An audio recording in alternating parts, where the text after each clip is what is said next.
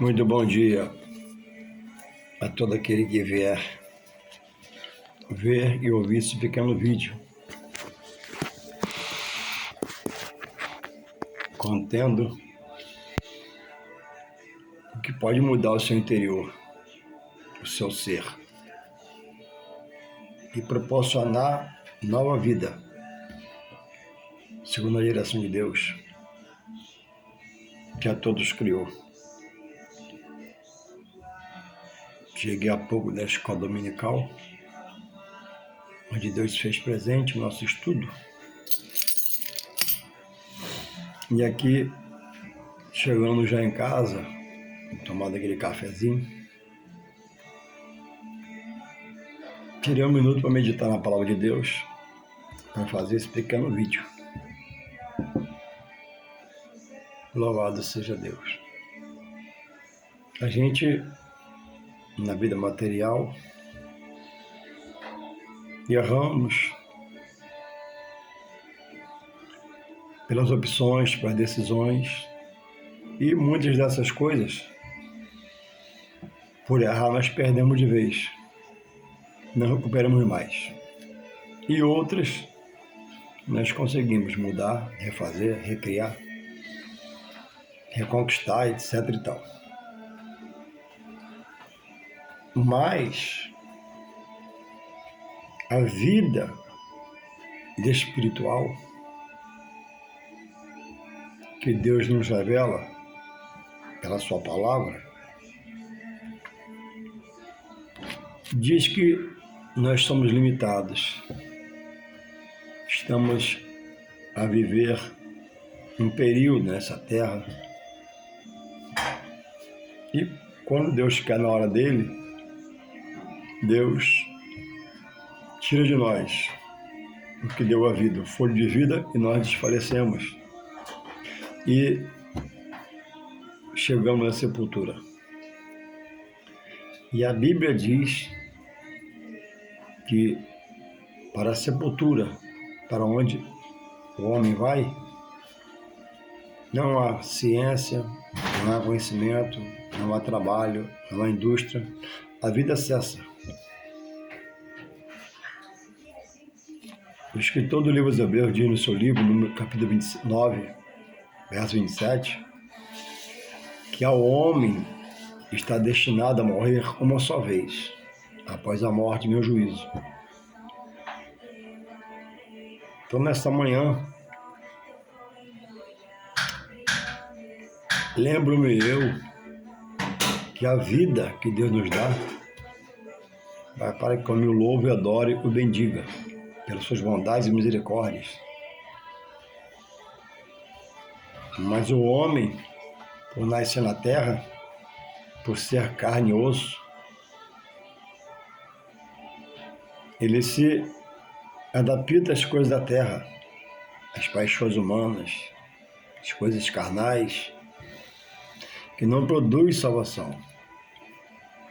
Mas Deus, pelo seu Espírito Santo, em todo o tempo de vida do homem sob os pés na terra, Deus está dando toques pelo seu Espírito Santo, porque é a obra redentora que Jesus fez, morrendo por cada um de nós, dado à cruz por Deus Pai, e cumprindo a obra expiatória por nós na cruz. E quem se doar a Ele, se entrega a Ele aceitando, aceita a todos, Ele perdoa os pecados, reme os pecados e dá uma nova vida. Preso às coisas da carne, o homem se perde, porque as obras da carne são infrutuosas para produzir salvação. E o homem tem rejeitado o local que é o templo, a igreja, o lugar de congregar, de adorar a Deus.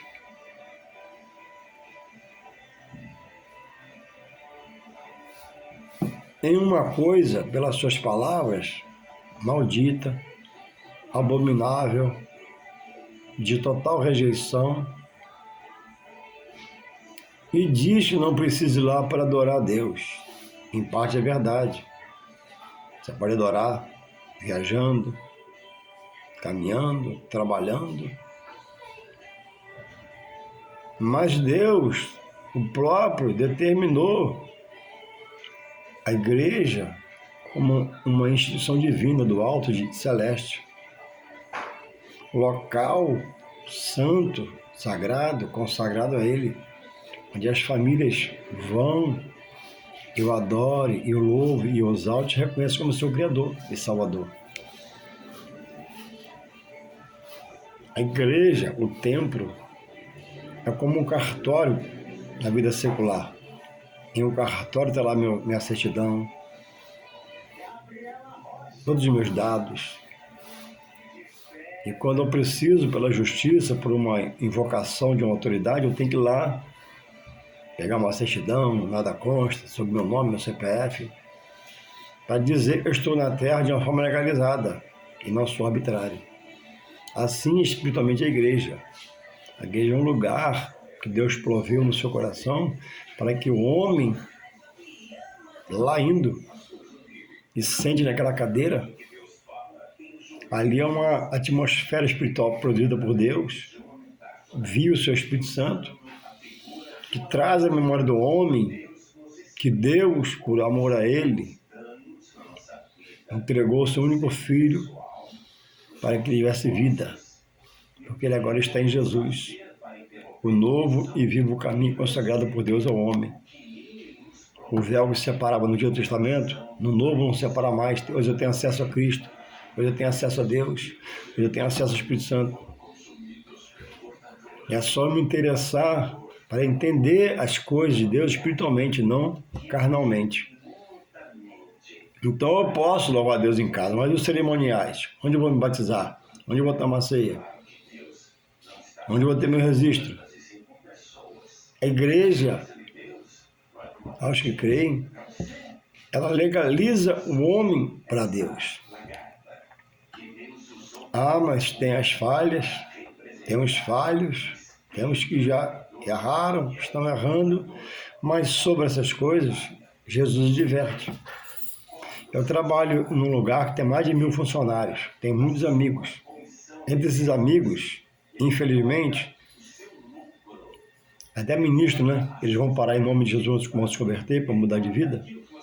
Tem lá os que não são muito honestos, tem lá alguém que cheira, tem lá alguém que é homossexual, tem lá alguém que não tem a vida correta.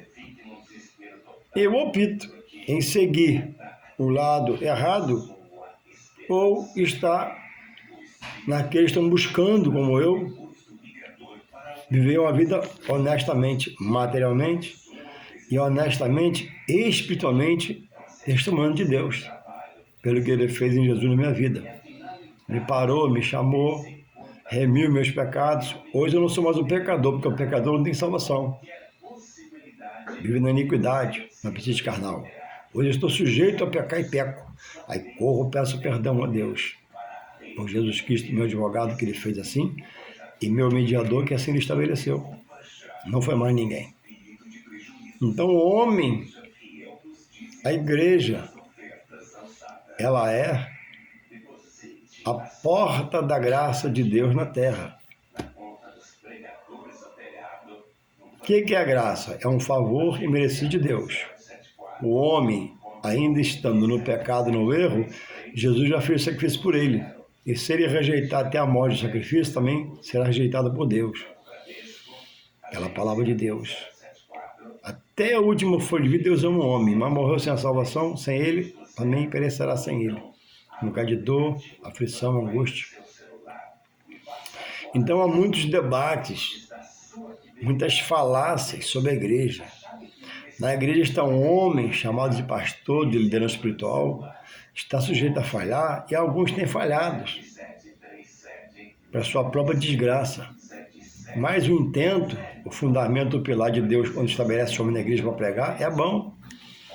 Deus podia preparar o culto e na hora da pregação mandar descer um anjo para pregar a palavra. Mas não quis fazer isso, fez pelo homem.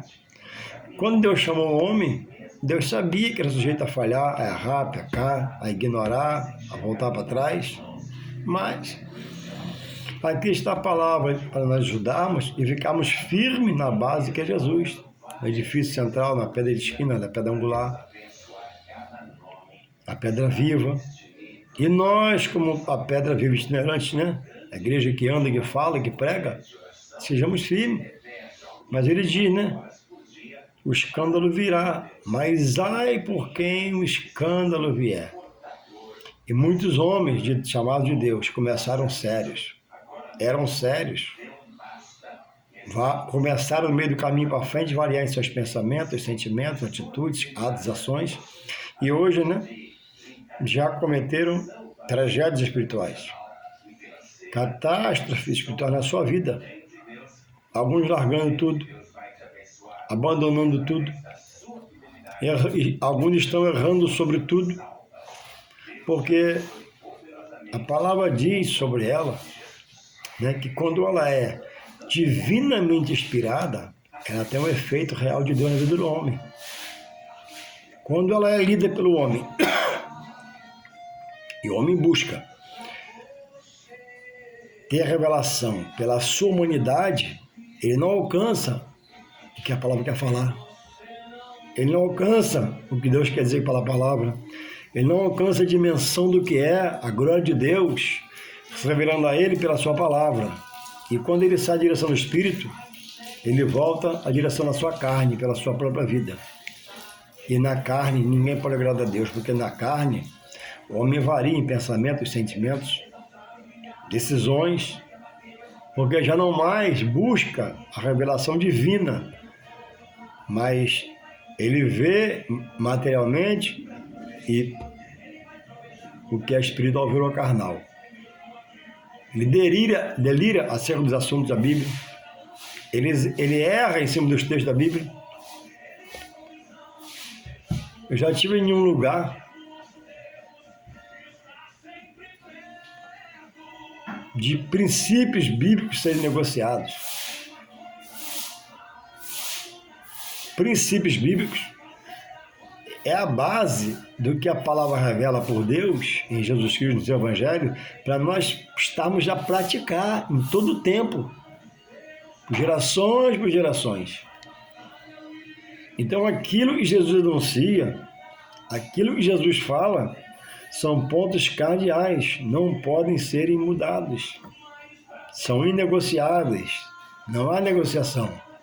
O homem se adequa às coisas de Deus para servir a Ele pela palavra, ou se envergonha desse Deus que diz, né, que quem de mim se envergonhar, eu também de você vou me envergonhar naquele dia, e será condenado pela palavra. Porque a base para a salvação é, ao conhecer a palavra, resolver-se, decidir-se, querer estar na palavra. Vai te custar alguma coisa, vai doer em alguma parte, vai ter uma insatisfação do seu ego, porque o seu ego quer estar no seu querer, no seu viver e na carne, mas Deus te chama a ser espiritual e é preciso ceder, porque Jesus fala, né? Aquele que quiser vir a mim, tome a sua cruz e siga-me. A cruz é a visão carnal, a mente carnal, o corpo carnal, que você tem que renunciar com suas paixões, no que está preso, que é o que atrapalha o homem chegar mais e mais às revelações de Deus pelo seu Espírito Santo. Então, nesta hora, é hora de raciocinar, de entender. Muitos são os debates, né, que combatem a igreja.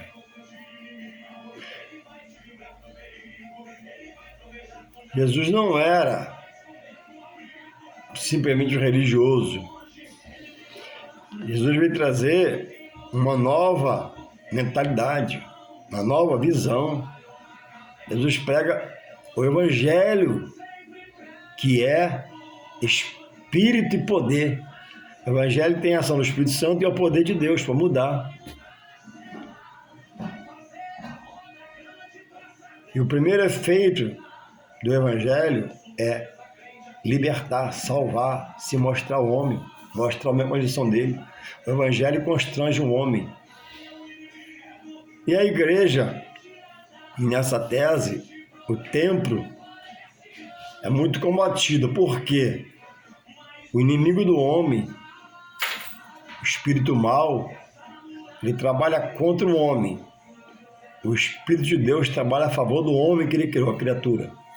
Sem aceitar Jesus não há salvação. Porque só Jesus é o caminho, a verdade e a vida, que leva ao Pai. Fora dele não há salvação. Tem pessoas que aceitam o templo, amam a igreja, mas não entram para dentro. Está fora. Tem pessoas que combatem o templo, lutam contra o templo, falam mal do templo, porque está na carne. Há um ditado popular que diz, que nem Jesus agradou a todos. Todos que falam isso é porque não chegaram ainda ao Evangelho, conhecimento do Evangelho. Jesus agradou a todos. Nem todos reconhecem no mesmo momento. Só quando se converte que ele vai entender, pois Jesus morreu por todos, para agradar a todos. Mas dentro desses todos, muitos rejeitam essa vontade de Deus de salvar todos. Deus respeita a atitude, o coração, o sentimento, o pensamento. Quem quer pecar, vai para o seu pecado. Quem quer salvar, vem para a salvação. E não há salvação se Deus nos tocar. Mas Deus não toca, Juarez, toca todo dia. Amanhecer vivo é a favor de Deus. Comer e beber é a favor de Deus. Sair para trabalhar e voltar para casa é a favor de Deus. O homem não enxerga. E o homem ouve louvores. O homem conhece a porta da casa de Deus. O homem conhece a pregação de Deus. O homem escuta a palavra de Deus. Mas está preso à sua vida carnal e às paixões da terra. E o prazer dele é satisfazer a alma pelas coisas da vida, do dia a dia. E o prazer do cristão é satisfazer a alma pelas coisas de Deus, do alto, divino, celeste, santas, sagradas e consagradas a Deus. Então me combate o templo, porque o mal está na sua mente, perturbando ele no coração, para não entrar no sentimento cristão. Por quê? Porque o mal, o inimigo do homem sabe, quando ele chega a palavra, ele conhece a Deus e haverá libertação. Então, como Deus usa o Espírito Santo para libertar e salvar e curar, o mal usa seus anjos, para trazer a difamação, trazer a mancha, a igreja, onde homens, que eram de Deus, têm manchado realmente. Mas, sobre essas coisas, Jesus divertiu. Então, o homem é indesculpável diante de Deus, alegando que não vai por causa do pastor que errou, da missionária que errou, diz daquilo, cada um segue o seu rumo, segue os bons, segue a liderança boa. Como eu já disse, vou repetir, por que na vida material minha particular, eu não sigo meus amigos que erraram, e já até morreram alguns? Porque eu sei que é um caminho ruim. E quando digo eu, nem sou eu, Deus me iluminou para mim estar no caminho bom, caminho da vida, nele. Louvado seja Deus. Então, isso que me combate, que é a igreja, que é o templo, Jesus, por ter zelo a ela, o segundo templo, porque ele é o primeiro, ele é pedra, edifício central, pedra de esquina, pedra angular. Jesus, o edifício de Deus, aquele na qual a igreja está sustentada sobre ele, seu poder, ele recebeu do Pai. Ele vai lá e limpa o templo dos cambistas, joga as mesas no chão e limpa, porque tinha zelo, aquilo reconhecia, que ali é pregada a casa do Pai, a palavra do Pai dele. E ele diz o quê? A minha casa será chamada de quê? Casa de oração. Aí você rejeita a casa dele, que ele diz que é casa de oração. Aí você vai clamar a Deus aonde? Suplicar aonde? É na sua casa, sim, mas e o culto a Deus? Quando você faz? Está lá em Mateus 12, 17 a 21. Jesus chega no templo, vê lá a mentira pelos vendedores, a falsidade, o engano, e expulsa todos. Porque fizeram da casa dele um templo, o templo dele, um local de um comércio, uma feira. Pior, onde tinha mentira e a falsidade na venda dos animais que ali estavam, animais doentes como bons. Mateus 12, 37. Jesus Diz lá que a casa dele é a casa de oração. Em Lucas 2, 46 e 47, ou você lê o texto todo, Jesus está ensinando no templo aos anciãos, aos doutores da lei, e todos ficaram pasmos, admirados, porque aos 12 anos, uma criança, né, um garotinho, que cresceu na casa do conhecimento, está ensinando dentro do templo aos doutores, gente da época graduado na letra, e todos ficaram atônicos. E vem, né, Maria e José o procurando, né, porque eles foram, não acharam e voltaram, e o interpelou, né, como menino. E ele disse: só não sabe vocês que eu tenho que tratar das coisas do meu pai, da obra do meu pai? Jesus, a Maria, a irmã Maria e a José. Por isso que nós dizemos que no plano espiritual não há ligação entre a irmã Maria e seu filho Jesus. Mãe de Jesus, sim. Bem-aventurada, sim. Separada por Deus para essa tarefa, sim. Amém, ponto, só. No casamento, ela interpela o filho a repreende. Ei, que tem contigo? Ele está falando no plano espiritual. No plano material, era a mãe, o alimentava, cuidava e zelava dele, como homem. Mas no plano espiritual, não podia dar ordem a ele. No templo, ele fala para ela, ó, e para ele, ó: ei, não sabem vocês que eu tenho que dar das coisas do meu pai? Da obra espiritual que vocês não podem fazer, eu faço? E eles se calaram e foram embora. Então, Jesus nunca rejeitou o templo, feito por mão de homens, como hoje, feito por mão de homens consagrado, onde é deliberado o culto de adoração e exaltação a ele. Nem em todo lugar o culto é cristocêntrico, né? Tem culto a demônios, a anjos, porque não se fala Jesus, não se prega Jesus, não se apresenta Jesus. Fala assim, todo nome de capeta e demônio, mas não fala em Jesus. E esses cultos estão cheios, que o povo quer movimento, o povo quer oba-oba, não quer estudar, não quer escola dominical, não quer o culto da palavra, não quer nada, quer oba-oba. E para não parar, não estuda, e para não estudar, não aprende. Aí alguém fala que a igreja é do passado, é só para os judeus, eles creem. Então você lê lá em Lucas 2, 46 e 47. Jesus ensinou no templo. E depois, finalizando aqui já a palavra, em Lucas 2, 25 a 35, o menino Jesus foi o quê? Apresentado numa barraca. Não. Em Lucas 2, 25 a 35, Jesus foi apresentado num congresso, no ginásio, uma conferência. Não. Em Lucas 2, 22, Jesus foi apresentado numa feira livre. Não. Foi no templo, onde Simeão, o evangelista da Antioquia, o apresentou. Foi prometido a ele por Deus que ele apresentaria o filho seu na sua casa. E de repente um dia Simeão sai ao templo e daqui a pouco chega lá nos braços de Maria e José Jesus.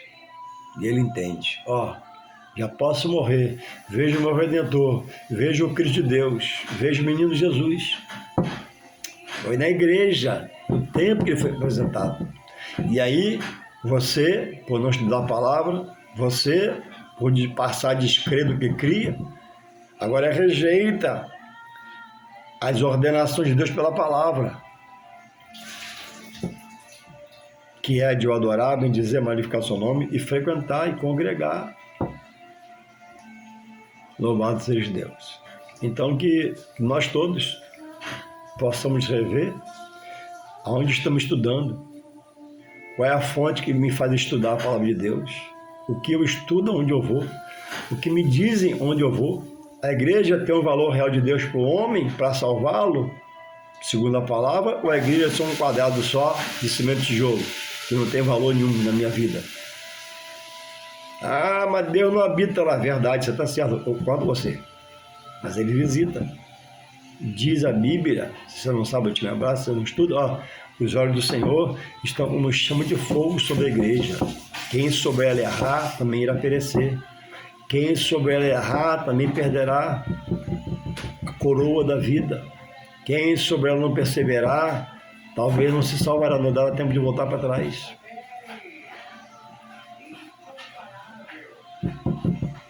Que Deus não, né? Deus quer que eu como homem, nós como homens, acordemos, despertemos, pode estar Bíblia na mão, estudar. Onde eu congrego, como é que é a escola dominical?